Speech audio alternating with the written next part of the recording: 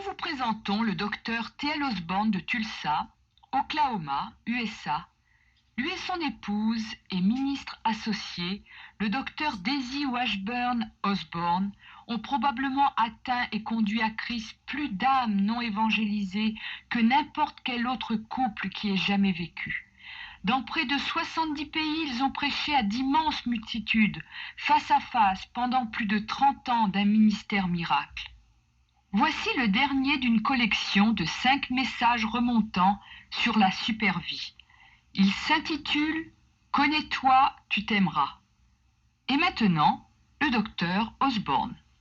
Je vous apporte aujourd'hui le 5e message de cette série de 5 études dynamiques préparées pour vous aider à découvrir Dieu et la vie extraordinaire qu'il vous destine, c'est-à-dire la super vie.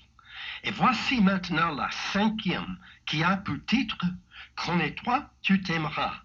Je pense que c'est probablement la plus grande révélation que j'ai jamais reçue de Dieu pour aider les gens à sortir de la condamnation, du doute et de la défaite, pour les introduire à la super vie à laquelle Dieu nous destine. Quand je pense à l'Évangile, je lis 1 Jean 3, verset 1. Voyez quel amour le Père nous a témoigné pour que nous soyons appelés enfants de Dieu. Cela résout notre crise d'identité. Nous voyons qui nous sommes vraiment quand nous recevons Jésus-Christ et que nous acceptons ce qu'il a fait pour nous sur la croix. Cela révèle aussi notre objectivité dans la vie. Quand nous savons qui nous sommes, les fils et les filles de Dieu, nous savons ce que nous devons faire. Cela donne un sens à la vie à mesure que nous partageons avec les autres l'amour de Dieu.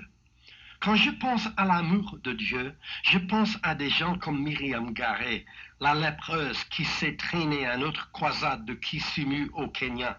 Quel genre d'épave psychologique seriez-vous si vous étiez une pauvre mendiante lépreuse en Afrique? Elle rampait jusqu'à la place du marché chaque matin pour s'asseoir sous un grand arbre où elle chantait de son mieux pour quémander quelques pièces de monnaie afin de subsister. Auriez-vous eu une haute opinion de vous-même si vous aviez dû prendre sa place? Votre image de vous-même aurait laissé à désirer, n'est-ce pas? Le soir de sa guérison, Myriam a eu tellement peur qu'elle n'a pas osé venir nous en parler. Elle est simplement rentrée chez elle. Elle est sortie le lendemain en marchant, pas en rampant, et toute la ville a été bouleversée.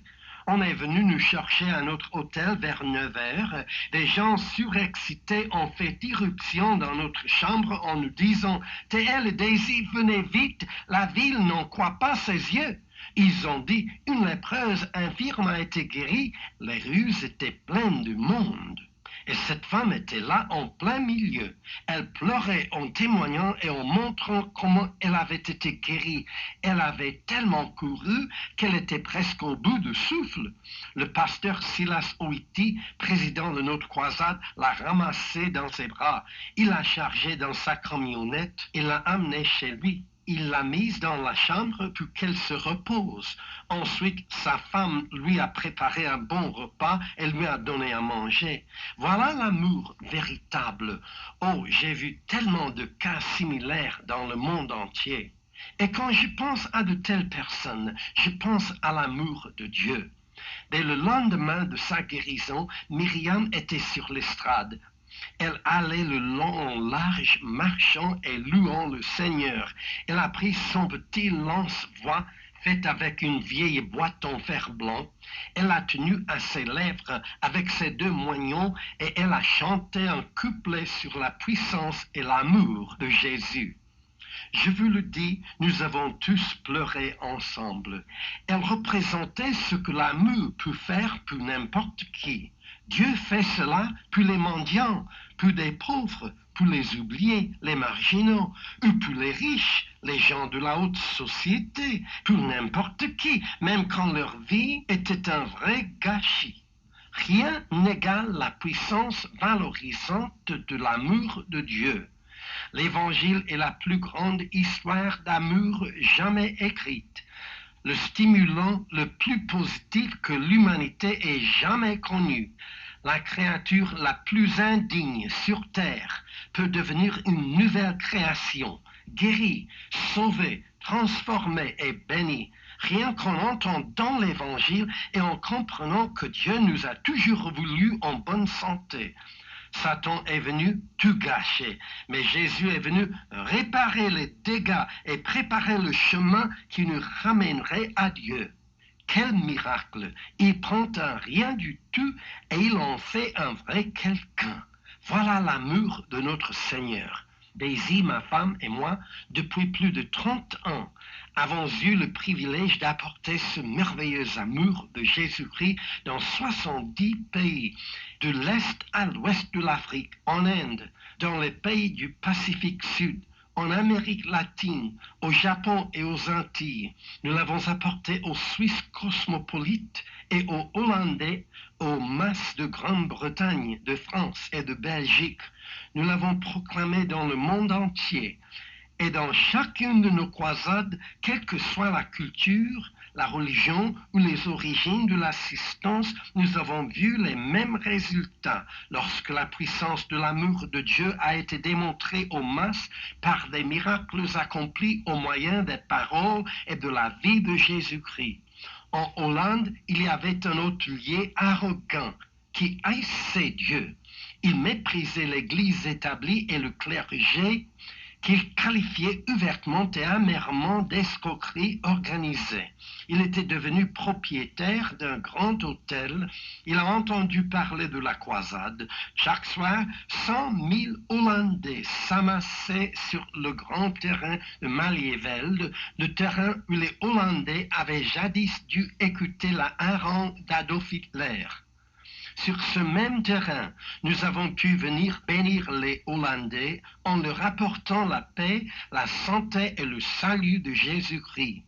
Ce riche hôtelier, arrogant et athée, décida de venir voir ce que faisaient tous ces gens et ce qui se produisait. Il s'est tenu sur le terrain au milieu de cette masse de gens. Il a été témoin des merveilles qui se produisaient là par la puissance de l'amour de Dieu à l'œuvre parmi le peuple. Il s'est dit, après tout, qu'est-ce que je risque? Si jamais je vais prier Dieu, voici le bon moment. Avec cette foule, je ne vais pas me faire remarquer. Et si par hasard ça marche, ça devrait marcher ici avec tous ces gens qui y croient. Il a donc levé les yeux vers Dieu pendant que des milliers d'autres priaient. À cet instant, le Seigneur Jésus-Christ est apparu devant lui. Cet homme a été rempli de frayeur en voyant ce Jésus qu'il avait maudit toute sa vie. Il avait peur qu'il soit venu lui demander des comptes. Il tremblait, mais il ne savait pas où courir se cacher pour échapper à sa présence. Il était pétrifié là sur place par le regard de Jésus qui lui semblait pénétrer jusqu'au fond de son être. L'homme a dit, je ne pouvais pas détourner mes yeux pendant qu'il me regardait avec compassion et amour. Un doux sourire a illuminé son visage et en cet instant, j'ai su qu'il n'avait rien contre moi. J'ai su que j'étais pardonné. J'ai su que malgré ma stupidité et mon arrogance, Jésus-Christ m'aimait. Cet homme tomba face contre terre, là dans la poussière. Il accepta Jésus et fut glorieusement transformé et valorisé par la puissance amour du Seigneur. Mes amis, c'est la puissance valorisante de l'amour de Dieu. Voilà ce que son amour fera pour vous. Son amour peut valoriser un rude marin comme Pierre ou André et en faire un grand apôtre. Il peut valoriser un percepteur véreux comme Matthieu ou Zachée et en faire un grand homme de Dieu. Il peut valoriser des personnes comme la femme adultère ou la femme à la perte de sang et les transformer pour toujours en grandes dames dans son royaume. Le message de la vie amour de Jésus est contenu dans 5 grandes affirmations dont je vais vous faire part. Elles sont très simples mais très profondes. Écoutez-les attentivement, car elles sont la semence de vérité qui produira en vous les plus grandes manifestations de la puissance de Dieu. Les voici. Numéro 1. Dieu est amour. Numéro 2. Dieu m'aime. Numéro 3. J'aime Dieu. Mais comment? Numéro 4. J'aime les autres. Mais comment? Numéro 5. Je m'aime moi-même. Voyons le numéro 1. Dieu est amour. Dans la première épître de Jean, chapitre 4, verset 8, la Bible dit, Dieu est amour. Vous voyez, Dieu a une puissance, mais il est amour. C'est ce Dieu amour qui nous a créés. Nous sommes les produits de l'amour. Nous parlons beaucoup de la puissance de Dieu ou de la foi en Dieu. Nous aimons citer « Celui qui croit en moi fera aussi les œuvres que je fais ». Nous parlons de la foi qui déplace des montagnes. Et tout cela est très important. La puissance de Dieu est illimitée. Les promesses de Dieu ne changent jamais. Croire, c'est essentiel. La foi est une force dynamique, mais Paul a dit, je vais vous indiquer la voie par excellence, celle qui surpasse les autres. C'est dans 1 Corinthiens, chapitre 12, verset 31 de la parole vivante. Cette voie, c'est l'amour. Vous voyez, l'amour donne une raison d'être à la foi. Si nous n'avons pas l'amour, nous n'avons aucune raison de croire aux promesses, aux bénédictions ou à la super vie de Dieu. Mon petit-fils Tommy Odell m'a dit, « Grand-père, avoir foi, c'est faire confiance à l'amour de Dieu. » Quelle définition merveilleuse! Nous soulignons les promesses de Dieu, nous mettons l'accent sur son alliance, nous parlons de compter sur ses promesses, et c'est très bien, mais en réalité, quand on parle de promesses ou d'une alliance, cela implique une obligation, un devoir, mais quand on parle d'amour, cela n'implique ni l'un ni l'autre. L'amour surpasse et dépasse l'idée ou le concept d'un devoir ou d'une obligation. Bien sûr que Dieu honorera son contrat, ses promesses, sa parole. Bien sûr que Dieu ne reviendra pas sur son alliance. Mais si l'on dépouille Dieu de tous ses contrats, si l'on annule toutes les alliances qu'il a conclues avec nous, si l'on ôte toutes les promesses qu'il nous a données dans sa parole, il reste quand même amour. Dieu était amour avant de conclure la moindre alliance ou de faire la moindre promesse. Son amour transcende toutes ses promesses. Il va infiniment plus loin que toutes ses alliances et tous ses contrats. C'est pourquoi Paul parle de la voie par excellence, celle de l'amour. Elle vaut mieux qu'aucune promesse, elle vaut mieux qu'une alliance. Dieu vous a aimé quand vous n'aviez rien pour vous faire aimer. Dieu est amour. L'amour ne change pas. Il ne fait jamais défaut. Il n'abandonne jamais. Comment réaliser cette puissance de l'amour de Dieu? La première affirmation, Dieu est amour. Passons à la deuxième affirmation, Dieu m'aime. C'est plus personnel, n'est-ce pas? C'est moi qu'il aime. C'est pour vous et c'est pour moi. 1 Jean 3, verset 16. Nous avons connu l'amour en ce qu'il a donné sa vie pour nous. Il a donné sa vie pour moi. C'est personnel. Quand je regarde la croix et que je vois combien Dieu m'aime, alors je vois le prix qu'il a volontairement payé pour moi. La puissance de l'amour de Dieu me valorise. Quand je vois qu'il m'estime au point de payer un tel prix pour moi, je commence à m'estimer moi-même et je prie que vous fassiez de même alors que vous m'écoutez aujourd'hui. Dieu est amour et c'est vous que Dieu aime. Et il a mis tout son amour sur la croix pour vous montrer votre vraie valeur. Vous êtes tenu en haute estime dans la pensée de Dieu et à ses yeux. Regardez la croix et voyez ce que Dieu pense de vous. Je n'oublierai jamais la malheureuse prostituée qui est venue à l'une de nos croisades. Une grosse tumeur s'était développée dans son utérus et les médecins disaient que c'était cancéreux. Elle était mourante, elle le savait.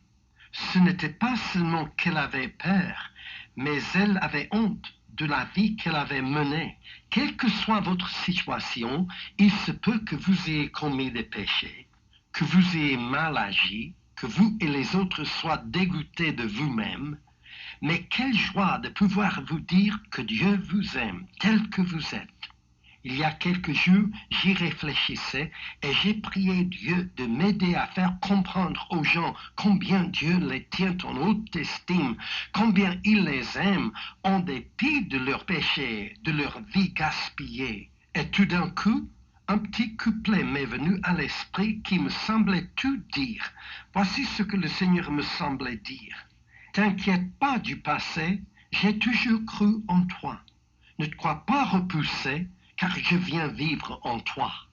Ne vous accusez pas de vos fautes, mais apportez-les à Jésus, car son sang a été versé pour le pardon de vos péchés. C'est parce qu'il pense que vous valez la peine d'être sauvés. Alors croyez-le et confiez-vous à son amour. Cette prostituée a accepté Christ. C'était une conversion des plus merveilleuses. Elle est venue à l'estrade. Sa grosse tumeur utérine avait disparu. Il n'en restait plus rien. Cette femme est tombée à genoux sur l'estrade, les yeux levés vers le ciel, le visage baigné de larmes, en sanglotant. Comment Dieu a-t-il pu m'aimer, moi, une prostituée? Je ne savais pas qu'il pouvait aimer quelqu'un comme moi. Comment a-t-il pu m'aimer? Elle n'en revenait pas de penser que Dieu l'aimait. Voici mon message pour vous maintenant même. Dieu vous aime. Dieu m'aime. Qu'est-ce que cela veut dire? Cela veut dire au moins trois choses. Premièrement, cela veut dire que pour Dieu, j'ai une grande valeur. Regardez Jésus sur la croix. Voyez combien Dieu vous estime. Deuxièmement, cela veut dire que Dieu me fait confiance. Il vous fait confiance. Par confiance, il a donné son Fils qui est mort pour vous, afin de vous faire savoir que vous avez une valeur infinie à ses yeux. Il avait confiance que vous arrêteriez de vous condamner vous-même en commettant des péchés et en détruisant votre propre vie. Il avait confiance que vous vous arrêteriez, que vous répondriez à sa confiance, que vous diriez au Seigneur, si tu as eu confiance au point de me donner un tel don, je veux me montrer digne de ta confiance. Troisièmement, cela veut dire que Dieu a besoin de moi. Et Dieu a besoin de vous. Vous dites vraiment, Monsieur Osborne, est-ce que Dieu a besoin de moi? Oui, certainement.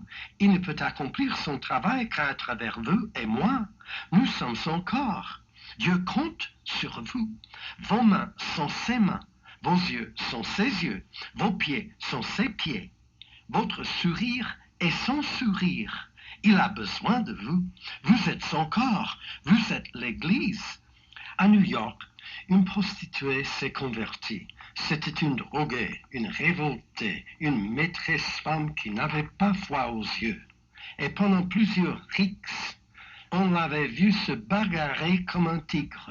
Pendant une bataille de gants, elle s'est fait tellement esquinter qu'il a fallu lui couper un bras pour la sauver.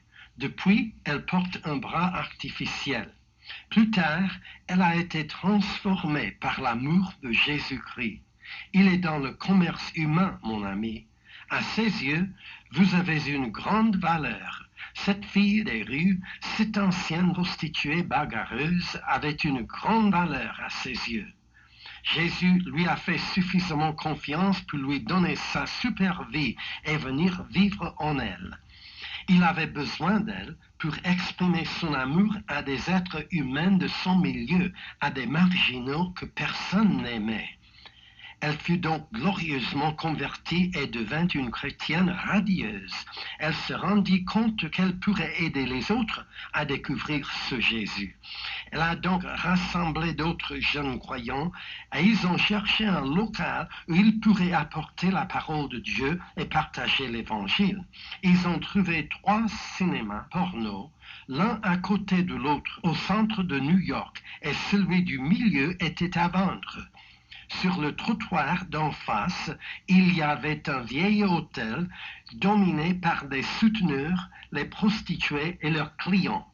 Sur un tel pavé, il y a grand besoin de l'amour de Jésus, et cet amour peut y fleurir le plus merveilleusement. Cette femme et son entourage le pensaient. Ils ont décidé de trouver un moyen d'acheter ce cinéma malfamé du milieu qui était à vendre. Ils y sont parvenus. Dieu a pourvu miraculeusement. Et cette salle obscure est devenue un centre de rayonnement de l'Évangile et de l'amour de Jésus. Là, ils atteignent ceux qui vivent dans la honte et la laideur pour les valoriser grâce à la merveilleuse super-vie de Jésus. Je crois que c'est formidable. Voilà ce que signifie l'amour de Dieu. Premièrement, Dieu est amour. Deuxièmement, Dieu m'aime. Il m'aime comme je suis, là où je suis. Il vous aime comme vous êtes, là où vous êtes. La puissance valorisante de l'amour de Dieu vient vers vous maintenant, alors que je vous donne ce message. Quand je vois la puissance d'amour de Dieu venir en moi, cela me fait aimer Dieu en retour, parce que l'amour doit être réciproque. Ceci nous amène à la troisième affirmation. J'aime Dieu. La Bible dit dans la première de Jean, chapitre 4, verset 19, « Nous l'aimons parce qu'il nous a aimés le premier. » Je l'ai appris quand j'étais très jeune. Je me suis converti à 12 ans. Et quand j'ai appris combien Dieu m'aimait en croyant en moi, combien il me faisait confiance en m'estimant et combien il avait besoin de moi, j'ai voulu l'aimer en retour. Ainsi, j'ai commencé à prêcher l'Évangile à 15 ans. Je me souviens de mon adolescence, nous vivions à la campagne, dans une ferme à 5 kilomètres de la petite ville à la croisée des routes où se trouvait une petite église. Bien souvent, en période de pluie, nous devions marcher dans des champs de boue, de glaise ou de neige pour arriver à l'église. Mais j'aimais Dieu à tel point que j'aurais fait n'importe quoi pour aller lui montrer que je l'aimais en retour. Quand je dis que j'aime Dieu, cela signifie au moins 5 choses. 1. Je crois à son amour pour moi. 2. Je crois à sa volonté pour moi, c'est-à-dire je crois que sa volonté c'est le meilleur. 3. Je pense les pensées de Dieu à mon sujet. En d'autres termes, je pense de moi ce que Dieu pense de moi. Il pense que je suis formidable. Il pense que vous êtes formidable. Commencez à penser comme lui. 4. Aimer Dieu veut dire que je dis de moi-même ce que Dieu dit de moi. Dans la plupart de nos croisades outre-mer, nous terminons par un grand séminaire d'enseignement pour les ouvriers chrétiens, les missionnaires, les responsables nationaux et tous les croyants qui veulent consacrer leur vie à servir Dieu. Nous soulignons toujours ces 6 faits. 1. Je suis ce que Dieu dit que je suis. 2. Dieu est ce qu'il dit qu'il est. 3. Je peux faire ce que Dieu dit que je peux faire. 4. Dieu fait ce qu'il a dit qu'il ferait. 5. J'ai ce que Dieu dit que j'ai. Et 6. Dieu a ce qu'il dit qu'il a. Aimer Dieu signifie dire de vous ce que Dieu dit de vous. Ouvrez la Bible et voyez ce que Dieu dit que vous avez, ce qu'il dit que vous êtes et ce qu'il dit que vous pouvez faire. Dites la même chose, c'est votre confession. Cela vous revalorisera. 5e, j'aime Dieu veut dire que je prouve mon amour en le mettant en action. Ceci nous amène à une autre affirmation vitale au sujet de l'amour. Le premier était Dieu est amour. Le deuxième, Dieu m'aime. La troisième, j'aime Dieu. Mais comment est-ce que j'aime Dieu? Je ne peux ni le voir ni le toucher. Comment puis-je l'aimer? La réponse est très simple, la voici. Affirmation numéro 4, j'aime les autres. Souvenez-vous que la 4e était j'aime Dieu. Mais comment? En aimant les autres. On aime Dieu de la même manière qu'on le sert. On aime Dieu en aimant les autres. On sert Dieu en servant les autres. Où est Dieu? Comment le trouver? Comment l'aimer? On ne peut aimer Dieu qu'en aimant les autres. Jean a dit, si quelqu'un dit j'aime Dieu et qu'il haïsse son frère, c'est un menteur. Car celui qui n'aime pas son frère ou sa sœur qu'il voit, comment peut-il aimer Dieu qu'il ne voit pas? Et nous avons de lui ce commandement que celui qui aime Dieu aime aussi son frère ou sa sœur. La troisième affirmation est donc, j'aime Dieu. Mais comment? En aimant les autres. C'est pour cela que la quatrième affirmation est si importante. J'aime les autres. Jésus a dit, je suis descendu du ciel pour faire non ma volonté, mais la volonté de celui qui m'a envoyé. Plus tard, Jésus a dit, comme le Père m'a envoyé dans le monde, moi aussi je vous envoie. Donc, la mission dont le Père avait chargé Jésus en l'envoyant sur terre, Jésus nous charge maintenant de la réaliser sur terre. Il est venu sur terre et nous a montré Dieu. Maintenant, il nous envoie montrer Jésus au peuple. C'est la même chose. Il a dit, je suis venu faire la volonté de mon Père. Que faisait Jésus? Il aidait et bénissait les autres. Il les rendait formidables. Il sauvait les autres. Il les pardonnait. Il valorisait les gens. La Bible parle d'un infirme qui venait à la piscine de Bethesda depuis 38 ans, sans espoir et sans secours. Jésus est passé et l'a relevé. Et cet homme a pu marcher. Voilà comment il a valorisé cet homme. Dans le désert, la multitude avait faim. Jésus a accompli un miracle et les a nourris abondamment. Il les aimait et il le prouvait en faisant face à leurs besoins par un miracle de sa grâce et de son amour. Autre exemple, les disciples n'avaient pas de quoi payer leurs impôts. Jésus est venu accomplir un miracle. Ils ont pris un poisson avec de l'argent dans la bouche et ils ont pu faire face à leurs devoirs. Voici l'amour de Jésus exprimé d'une manière pratique qui a résolu leurs problèmes. Jésus valorisait les gens. Voyez le pauvre lépreux par exemple, qui a rampé dans la poussière pour se traîner aux pieds de Jésus en pleurant et en disant, Jésus, si tu le veux, tu peux me rendre pur. Qui s'intéressait à un lépreux répugnant? C'était un rien du tout, une épave. Mais pas quand Jésus l'a revalorisé. Il l'a relevé, il l'a guéri. Cet homme a pu se tenir debout et marcher, guéri. Il a retrouvé la dignité que Dieu lui destinait dès le commencement. Nous découvrons l'estime de nous-mêmes quand nous nous voyons en Dieu. Ce que Jésus a fait sur la croix, il l'a fait pour aider les êtres humains. C'est donc notre raison d'être ici, pour aider les gens. Avez-vous remarqué les raisons pour lesquelles Jésus-Christ est venu se manifester aux gens? Dans Luc chapitre 4, verset 18, Jésus a dit, « L'Esprit du Seigneur est sur moi, parce qu'il m'a oint. 1. Pour annoncer une bonne nouvelle aux gens. 2. Pour ouvrir les yeux des aveugles. 3. Pour délivrer l'opprimé. 4. Pour mettre les captifs en liberté. Et 5. Pour guérir ceux qui ont le cœur brisé. En fin de compte, pour aider les gens, pour les bénir, les revaloriser. Oh mon ami, la plus belle vie au monde, c'est de trouver un besoin et d'y pourvoir. De trouver une plaie et de la penser. De trouver quelqu'un d'abattu et de le relever, de trouver celui qui est perdu dans les ténèbres et de le conduire vers la lumière, de trouver quelqu'un de découragé et de l'encourager.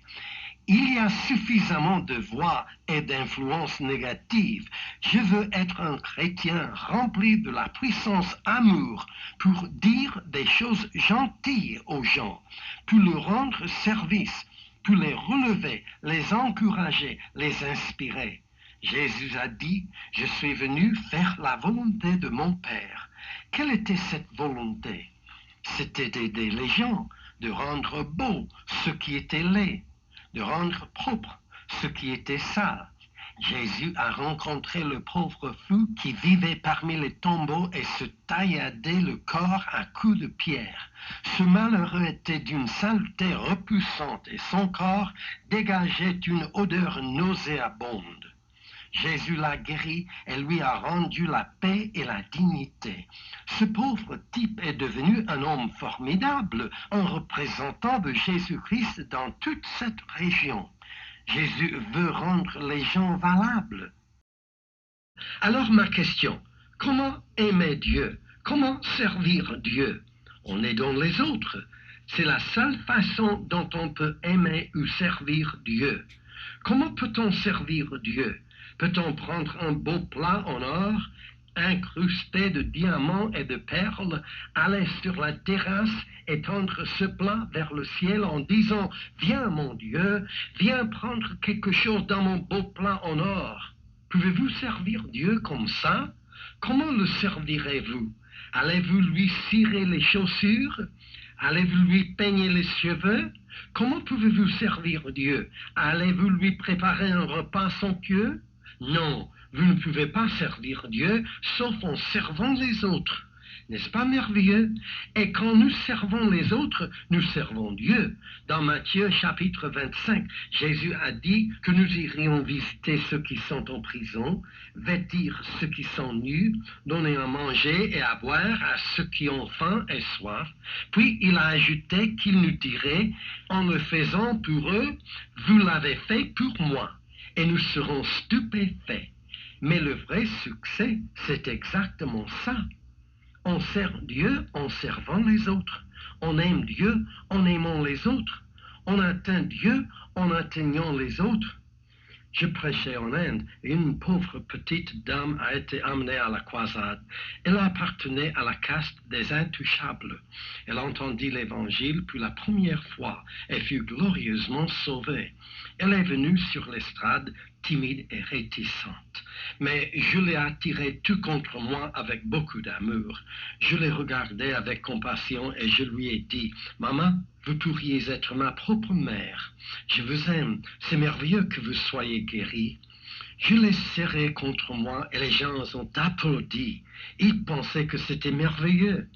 Et à ce moment-là, une autre femme a été guérie, une femme hindoue très riche, de très haute caste, vêtue d'un sari brodé de fils d'or et de pierres précieuses, ce qui est une coutume en Inde parmi l'élite, parmi les riches. Elle avait été amenée à la réunion complètement aveugle. Jésus-Christ l'avait visitée et elle avait été à la fois sauvée et merveilleusement guérie. Ses yeux étaient devenus parfaits. On l'a donc amenée jusqu'à l'estrade. J'ai entrevu une splendide occasion de démontrer l'amour de Dieu et le style de vie du christianisme devant cette multitude d'Indiens. Cet hindou de haute caste et cette petite femme intouchable ne devaient jamais avoir de contact physique. D'après leur culture et la tradition, cela aurait dégradé et souillé cette femme d'élite. Mais quand elle a gravi les marches, je l'ai appelée. J'ai dit, venez ici, et je l'ai attirée auprès de moi, tout en étreignant cette femme intouchable de l'autre côté. J'étais debout devant 50 000 personnes, serrant dans mes bras deux vieilles dames, l'une qui avait été mendiante et l'autre qui portait des pierres précieuses sur ses vêtements tissés d'or. J'ai dit à l'assistance, c'est merveilleux, n'est-ce pas? Regardez mes deux sœurs. Puis je les ai regardées en disant, mes deux sœurs, nous sommes désormais membres de la même famille de Dieu. Regardez-vous, vous êtes des sœurs maintenant. Et je les ai attirées l'une contre l'autre. J'ai dit, embrassez-vous, vous faites maintenant partie de la même famille en Dieu. Cette multitude d'Indiens s'est mise à applaudir en poussant des hurrahs. Ils avaient bien saisi mon intention. Cela leur plaisait. C'était révolutionnaire en Inde. L'idée est que si nous aimons Dieu, nous le montrons en aimant les autres. En Jean chapitre 13, versets 34 et 35, Jésus a dit, « Je vous donne un commandement nouveau. Aimez-vous les uns les autres, comme je vous ai aimé, vous aussi. Aimez-vous les uns les autres. À ceci, tous connaîtront que vous êtes mes disciples, si vous avez de l'amour les uns pour les autres. » Quand j'aime les autres, quand vous aimez les autres, Dieu vit chez vous. Dieu vit chez moi. Il a dit dans Jean 14, verset 23, « Si quelqu'un m'aime, il gardera ma parole, et mon Père l'aimera. Nous viendrons à lui, et nous ferons notre demeure chez lui. » Magnifique, n'est-ce pas? Jean 14, verset 21 dit, « Celui qui a mes commandements et qui les garde, c'est celui qui m'aime. Et celui qui m'aime sera aimé de mon Père. Je l'aimerai et je me ferai connaître à lui. » Quand vous aimez les autres, Jésus se révélera dans votre foyer. Il est venu dans notre foyer un beau matin à 6 heures, il y a plusieurs années. C'était une expérience que les mots ne suffisent pas à décrire. Je l'ai vu. J'aime Dieu, j'essaie d'observer son commandement d'amour. J'aime les autres comme il me dit de le faire. Et Jésus est venu dans notre foyer comme il avait dit qu'il ferait. Je l'ai vu, c'était vraiment saisissant. Écoutez 1 Jean 4, verset 7. Aimons-nous les uns les autres, car l'amour est de Dieu. Et quiconque aime est né de Dieu et connaît Dieu. Merveilleux, hein? Écoutez le verset 12. Si nous nous aimons les uns les autres, Dieu demeure en nous. Avez-vous entendu cela?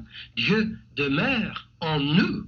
Mère Teresa à Calcutta, en Inde, peut nous dire ce que c'est que d'aimer les autres, de s'occuper des mourants, des indigents dans les rues de Calcutta. Albert Schweitzer aurait pu vous dire ce que c'est que d'aimer les autres. Ce grand monsieur, distingué et érudit, a reçu plus de 50 diplômes honorifiques, en plus de tous les diplômes universitaires déjà obtenus. Il a pourtant quitté la civilisation européenne pour consacrer toute sa vie à la brousse africaine. Il y a bâti un grand hôpital pour aider, soigner, guérir et rendre l'espoir aux plus déshérités. Pour Albert Schweitzer, c'était sa façon d'aimer Dieu. C'est ce que Daisy et moi avons fait depuis plus de 30 ans, de consacrer nos vies aux opprimés, aux non-atteints, aux non-évangélisés, aux oubliés. Quelle vie merveilleuse d'atteindre et d'aimer les autres. C'est le seul moyen d'aimer Dieu. Et comme cela, Dieu vit dans notre foyer. Comme cela, Jésus se révèle à nous. Et nous le connaissons, nous marchons avec lui et il vit en nous. Toute notre vie, nous avons œuvré de toutes nos forces pour apporter cet amour aux oubliés, aux délaissés. Nous le partageons avec tous et partout. Quel merveilleux travail! Un homme d'Afrique du Sud m'a dit récemment qu'il avait obtenu nos livres, nos enregistrements et nos films miracles dans les langues d'Afrique du Sud. Pendant des années, il s'en était servi comme outil pour évangéliser à travers toute l'Afrique du Sud et il m'a dit, frère Osborne, nous pouvons dire à coup sûr que nous avons déjà conduit à Jésus-Christ plus de 300 000 hommes grâce aux outils que vous nous avez fournis. Rien qu'un homme apportant Jésus. Fantastique, n'est-ce pas? Voilà ce que c'est d'aimer et d'atteindre les autres. Nous y avons passé notre vie et c'est merveilleux. Maintenant, passons en revue ces 4 premières affirmations semences. Premièrement, Dieu est amour. Deuxièmement, Dieu m'aime. Troisièmement, j'aime Dieu. Mais comment? Quatrièmement, j'aime les autres. Mais comment? Nous voici prêts à la 5e affirmation. Comment est-ce que j'aime les autres? Affirmation numéro 5. Je m'aime moi-même. Est-ce que cela vous choque? Nous avons tendance à considérer l'amour de soi comme de l'égoïsme. Mais ça n'est pas vrai. L'amour de soi, c'est l'amour propre. L'appréciation, le développement, l'épanouissement, l'estime de soi-même. Dieu a dit dans le Lévitique 19, verset 18, « Tu aimeras ton prochain comme toi-même. » À moins de vous aimer vous-même, vous n'aimerez pas votre voisin. Vous devez être bon envers vous-même avant de pouvoir être bon envers quelqu'un d'autre. C'est l'opposé de ce que nous a enseigné le christianisme traditionnel. Mais mon ami, Dieu veut que vous soyez bénis. Et ce n'est qu'en étant vous-même bénis que vous serez en bénédiction pour les autres. Si vous êtes à plat, vous ne pouvez pas regonfler les autres. Pour les remonter, vous devez vous-même être gonflé à bloc. Si vous êtes pauvre, vous ne pouvez solutionner les problèmes de ceux qui sont dans le même cas. Mais si vous avez quelque chose, alors vous pouvez aider quelqu'un. Si vous êtes triste, vous ne pouvez pas aider ceux qui sont abattus, mais si vous êtes heureux, vous pouvez aider les malheureux. Jésus a dit au jeune homme riche dans Matthieu 19, 19, « Tu aimeras ton prochain comme toi-même. » Paul a dit dans la lettre aux Romains, chapitre 13, verset 9, « Tu aimeras ton prochain comme toi-même. » Paul a dit aux Galates, chapitre 5, verset 14, « Tu aimeras ton prochain comme toi-même. » Jacques 2, verset 8 dit, « Tu aimeras ton prochain comme toi-même. » Nous devons apprendre à nous voir nous-mêmes comme Dieu nous voit. Le problème du monde actuel, c'est que les gens se détruisent eux-mêmes parce qu'ils ne s'aiment pas eux-mêmes. Et c'est cette haine qui finit par détruire leur propre vie. Il n'y a pas longtemps, j'essayais d'encourager quelqu'un à lever les yeux en faisant confiance à Dieu pour le succès de son entreprise. Mais il m'a dit, « Monsieur Osborne, cela n'en vaut pas la peine. » Mais vous savez, en entendant dire cela, j'ai pensé, ce que tu dis en réalité, c'est que tu ne crois pas que ta personne vaille la peine. C'est-à-dire que tu penses que tu ne mérites pas toi-même le succès, que tu ne te vois pas digne de réussir. Je vous dirai une chose, faute de nous aimer nous-mêmes, nous n'aimerons personne d'autre. Faute de nous apprécier nous-mêmes, nous n'apprécierons personne d'autre. Faute de nous relever nous-mêmes, nous ne pourrons pas relever les autres. L'amour de soi entraîne la générosité. L'avarice et l'égoïsme sont les ennemis de l'amour. La plus grande tragédie du genre humain, c'est la chute de l'humanité. Dieu nous a créés, vous et moi, pour que nous l'aimions, pour que nous marchions avec lui, pour que nous soyons en communion avec lui, pour que nous puissions venir à lui sur un pied d'égalité. Nous sommes faits à l'image de Dieu, mais Satan est venu tenter Adam et Ève. Leur chute les a séparés de Dieu et les a privés de la communion avec Dieu pour laquelle il les avait créés. Mais heureusement, Jésus est venu. Il a donné sa vie. Il a subi la peine que nous aurions dû subir pour nous restituer notre place originelle auprès de Dieu. Le salut comprend la rédemption. La rédemption veut dire que Dieu nous a rachetés. Il nous a tirés de notre situation perdue pour nous ramener à lui, complètement rachetés, remis dans notre état premier comme compagnons, amis et partenaires de Dieu. Croyez à la rédemption acquise par la croix du Calvaire. Dieu nous a rachetés. Nous ne sommes pas abattus, nous sommes remontés quand nous venons à Jésus. Une fois que nous le comprenons et que nous venons à Jésus-Christ, nous pouvons être rachetés et restitués à Dieu. C'est ce que Paul appelle être justifiés, comme si nous n'avions jamais péché. C'est cela la rédemption. Dieu nous soustrait au péché parce que Jésus a subi notre châtiment. Dieu nous rend notre situation auprès de lui. Nous sommes justifiés. La foi veut simplement dire que nous croyons que Jésus en a assez fait pour nous sur la croix. Puisque Jésus a tant fait pour nous et qu'il a donné sa vie pour nous, c'est que Dieu nous estime. Nous sommes importants, nous comptons pour lui. Après avoir péché, l'homme et la femme étaient séparés de Dieu. Ils étaient seuls. Ils avaient peur de Dieu et ils le haïssaient parce qu'ils se haïssaient eux-mêmes. Vous voyez, votre attitude vis-à-vis de Dieu se retourne sur elle-même et devient votre attitude vis-à-vis de vous-même. Puis, elle s'extériorise vers les autres, concentrant votre haine sur les personnes qui vous entourent, alors que le vrai problème, c'est que vous vous haïssez vous-même. Voici par exemple quelqu'un qui se voit comme un raté, alors il cherche la perfection chez les autres. Et il veut les détruire quand ils ne sont pas à la hauteur de son idéal. Voici quelqu'un qui se hait lui-même. Alors, pour y remédier, il veut à toute force que les autres l'aiment. Et en fin de compte, quand les autres refusent de l'aimer, il les prend en haine et cherche à les détruire. Voyez-vous ce qu'il en est? Voici quelqu'un qui se méfie de lui-même. On ne peut avoir confiance en soi sans avoir confiance en Dieu. Ce méfiant veut donc que les autres soient dignes de toute confiance et il devient agressif quand on le dupe. Il peut tenter de nuire aux autres ou même de les tuer parce qu'il se croit dupé. Mais en réalité, il ne fait qu'exprimer son manque de confiance en lui-même. Il s'est pris à son propre piège et il le sait. Mais il ne l'admet pas et il blâme les autres. Voici quelqu'un qui est rempli de colère. Il est plein de remords intérieurs. Alors il voudrait que les autres le traitent avec gentillesse. Lorsque les autres se montrent intolérants envers lui, il se fâche tout rouge. Avez-vous déjà vu des gens comme cela?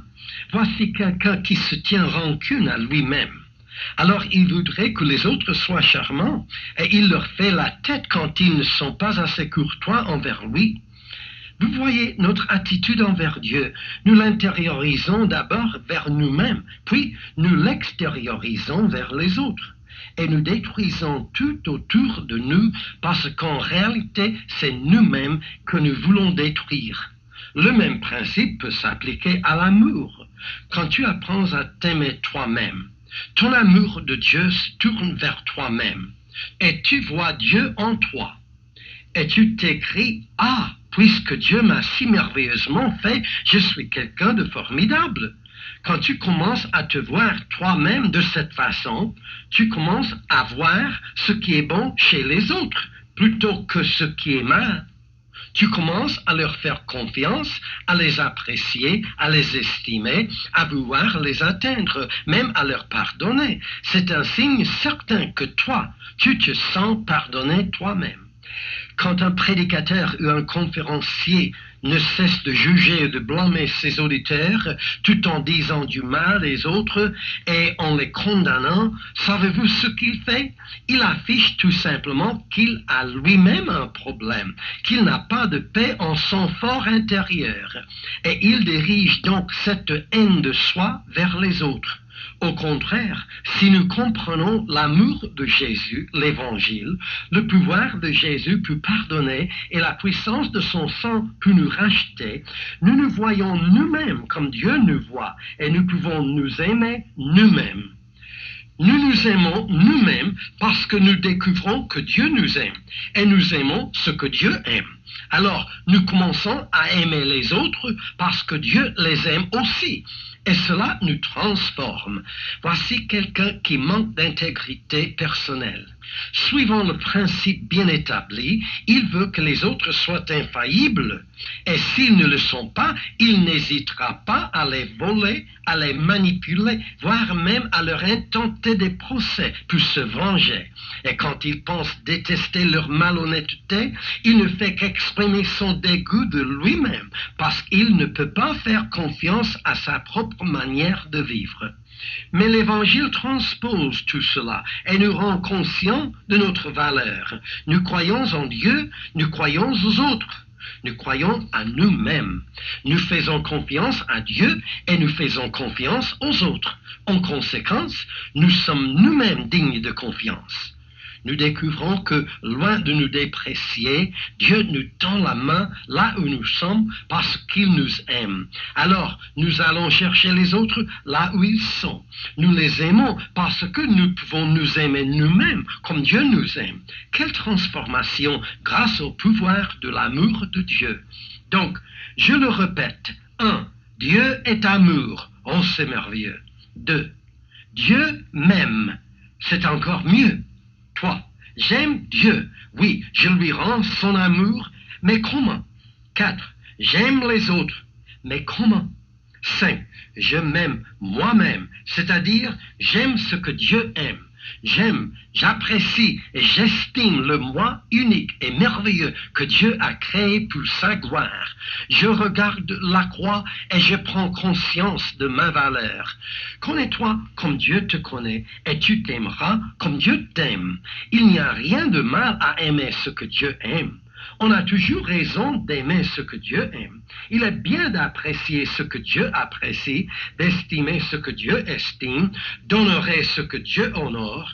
Cessons à tout jamais de rabaisser ce que Dieu relève, de condamner ce que Dieu pardonne, de traiter négativement ce que Dieu rend positif. Vous n'êtes pas une quantité négligeable. Vous n'êtes pas une donnée d'ordinateur. Dieu vous aime, Dieu vous remonte, Dieu vous relève, Dieu vous recrée, Dieu vous rétablit à sa propre image. Vous travaillez avec lui, régnez avec lui, imaginez et créez avec lui à travers les âges. Pendant que nous sommes ici sur terre, Dieu fait de nous ses ambassadeurs pour aider à rétablir à sa propre image tout ce que nous pourrons atteindre et amener à croire en Jésus-Christ. Le plan de Dieu sur terre n'a qu'un seul but, de rendre les humains comme Jésus. Qu'arrive-t-il lorsque nous croyons l'Évangile, lorsque nous nous voyons nous-mêmes comme Dieu nous voit? Premièrement, une puissance toute neuve inonde notre vie. Deuxièmement, un changement se produit en nous, puis, sous notre influence, il se produit également chez ceux qui nous entourent. Troisièmement, nous dominons nos préjugés. Quatrièmement, nous surmontons la fatigue et la dépression. Cinquièmement, notre niveau de production augmente, nous réussissons. Sixièmement, nous rompons avec les mauvaises habitudes qui nous condamnaient. Septièmement, nous triomphons de l'inquiétude, de la peur et de l'anxiété. Huitièmement, nous faisons naître l'enthousiasme autour de nous, en nous et parmi ceux que nous touchons et influençons. Neuvièmement, nous surmontons nos handicaps. Dixièmement, même notre physique est transformé. Nos rides de mauvaise humeur deviennent les rides du sourire. Onzièmement, nous maîtrisons le chagrin et l'isolement. Douzièmement, nous transformons nos problèmes en processus de croissance et réduisons nos montagnes à des pâtés de sable. Oh, amis, voyez-vous pourquoi je vous dis, connais-toi comme Dieu te connaît et tu t'aimeras comme Dieu t'aime. Comment le ferez-vous? Comment parviendrez-vous à vous aimer vous-même? Voilà la réponse en 6 mots. Exposez, acceptez, recevez, aimez, engagez et croyez. Premièrement, exposez-vous à Jésus-Christ. Deuxièmement, acceptez-le dans votre vie. Troisièmement, recevez son pardon en vous confiant au sang divin versé pour vous sur la croix. Quatrièmement, aimez l'être nouveau recréé en vous par la puissance dynamique de l'amour divin. Cinquièmement, engagez ce nouveau vous à servir Dieu en relevant les autres autour de vous. Sixièmement, croyez au nouveau vous engendré en vous par la puissance amour de Dieu qui est à l'œuvre en vous. Vous voyez, tout cela est dans l'Évangile. Christ a porté nos péchés et subi les conséquences de toutes nos fautes. Et son sang a été versé pour le pardon de nos péchés. En conséquence, il pardonne toutes nos iniquités. Cela vient en premier. Puis, il guérit toutes nos maladies, nos douleurs, notre honte, nos lacunes, nos déceptions, nos échecs. Et il n'y a que Jésus qui puisse nous pardonner nos péchés et nous guérir de notre piètre estime de nous-mêmes. J'ai entendu un grand prédicateur dire « Dame Nature ne vous pardonnera pas. Si vous vous coupez la main, elle ne repoussera pas. La société ne vous pardonnera pas. Elle tient des comptes et les communique à votre nouvel employeur. L'ordinateur ne vous pardonnera pas. Il compulse et enregistre toutes vos données personnelles. Les éducateurs ne vous pardonneront pas. Ils vous noteront sur ce que vous faites et sur la manière dont vous le faites. La religion ne peut pas vous pardonner, elle se contente de vous sermonner, de vous condamner, de vous accuser et de vous dénigrer. Les psychologues ne peuvent pas vous pardonner, tout ce qu'ils peuvent faire c'est de disséquer vos problèmes et d'en parler. Jésus-Christ est le seul à nous avoir apporté la bonne nouvelle afin que nous puissions être tellement pardonnés et guéris, tellement purifiés et recréés qu'il ne reste plus aucune trace de notre ancienne vie négative. La vie de Jésus est une vie d'amour qui ne jugeait personne. Père, pardonne-leur, car ils ne savent pas ce qu'ils font. Pourquoi nous pardonne-t-il? Parce qu'il veut ainsi nous aider à croire que nous sommes créés pour être les fils et les filles de Dieu selon son plan. La religion ne résoudra pas notre problème. Jésus seul est la réponse. Lui seul comprend votre vie et votre besoin. Lui seul pardonne et oublie. Lui seul vous aime comme vous êtes. Lui seul peut chasser votre culpabilité. Lui seul est mort pour vous sauver et vous racheter. Lui seul vous a montré ce que vous valez. Lui seul vous assure que vous êtes formidable, que vous êtes enfant de Dieu, que vous avez de la valeur, que le monde a besoin de vous. Lui seul peut emplir votre cœur de paix et de joie, et lui seul peut rendre la dignité à votre vie. Connais-toi comme Dieu te connaît, et tu t'aimeras comme Dieu t'aime.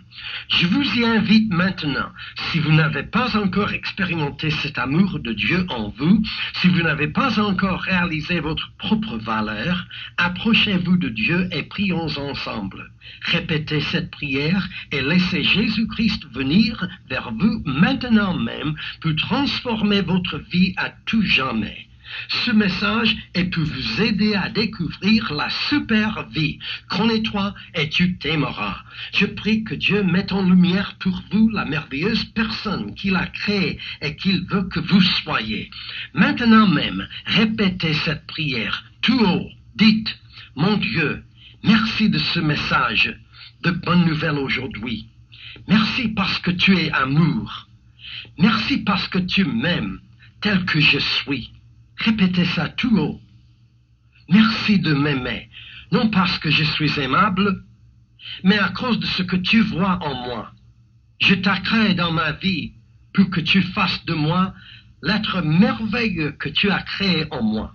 Tu m'as créé pour être heureux et satisfait, vibrant de santé et plein d'amour, pour que j'aime les autres. Répétez ça tout haut. Merci Seigneur de m'aimer comme je suis. Je te reçois et maintenant je t'aime. Merci, je suis comme toi. Je suis à l'aise avec toi. Nous pouvons converser maintenant et vivre ensemble. Maintenant je t'aime en aimant les autres. J'irai atteindre ceux qui sont dans le besoin. Je chercherai une détresse et je la guérirai. Je chercherai un besoin et j'y pourvoirai. Je trouverai une personne abattue et je la relèverai. Parce que je t'aime et parce que j'aime les autres, je m'aime moi-même. Merci Seigneur pour moi. Merci d'avoir fait de moi qui je suis. Je ne suis pas un rien du tout. Je suis vraiment quelqu'un. J'ai assez de valeur pour que Jésus soit mort pour moi. Je suis une nouvelle création. Je suis sauvé, guéri, béni. Je compte dans ton plan. J'ai de la valeur à tes yeux. Je suis heureux. Merci Seigneur. Au nom de Jésus. Amen. Que Dieu vous bénisse, mon ami. À travers la puissance de l'Évangile et de l'amour de Dieu, vous avez pris plus profondément conscience de votre propre valeur pour Dieu, pour les autres et pour vous-même. Le docteur Osborne prie que ces semences vivifiantes qui se sont implantées dans votre vie soient d'une immense valeur pour votre succès pendant toute votre vie. Écoutez ce message et réécoutez-le souvent. Les Osborne, TL et Daisy prient pour vous et vous invitent à croire que Dieu vous aime, qu'il vous veut du bien et qu'il ne demande qu'à vous exaucer. Que Dieu vous bénisse. Nous avons reçu des Osborne l'autorisation de reproduire leurs cassettes pour les rendre accessibles au public francophone. Demandez-nous la liste de toutes les cassettes Osborne que nous reproduisons